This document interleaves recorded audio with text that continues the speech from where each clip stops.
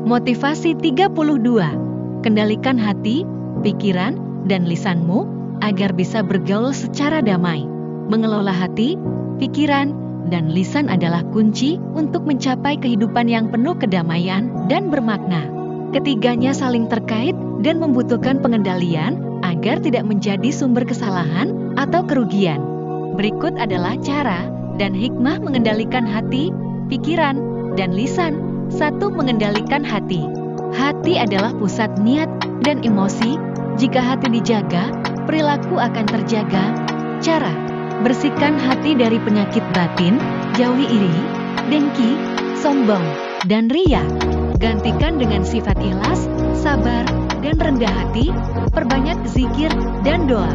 Mengingat Allah akan membuat hati tenang dan terhindar dari godaan buruk. Bersyukur.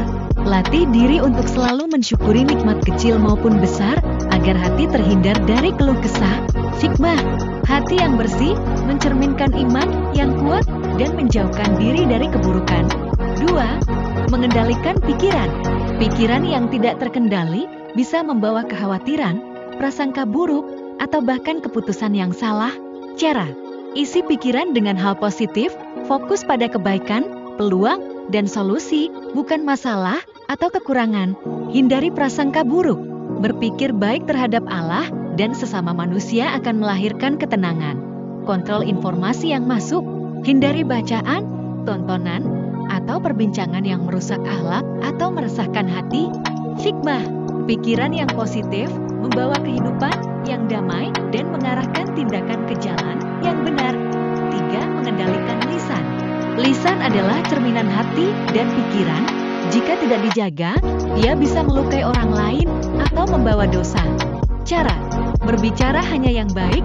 Rasulullah bersabda, barang siapa yang beriman kepada Allah dan hari akhir, hendaklah ia berkata baik atau diam. Bukhari dan Muslim. Hindari gosip dan fitnah. Jangan menyebarkan informasi yang tidak benar atau berpotensi menyakiti orang lain. Latih bicara dengan lembut, hindari kata-kata kasar atau nada tinggi yang dapat memicu konflik. Hikmah: lisan yang terjaga menghindarkan diri dari permusuhan dan dosa, serta menciptakan hubungan yang harmonis. Keterkaitan hati, pikiran, dan lisan hati. Tempat niat dan sumber emosi. Jika hati bersih, pikiran akan positif. Pikiran mengarahkan tindakan. Pikiran yang positif akan memengaruhi ucapan dan perilaku. Lisan, media ekspresi. Jika hati dan pikiran terjaga, lisan pun akan berkata baik. Kesimpulan: mengendalikan hati, pikiran, dan lisan adalah bagian dari mujahadah atau perjuangan diri untuk menjadi pribadi yang lebih baik.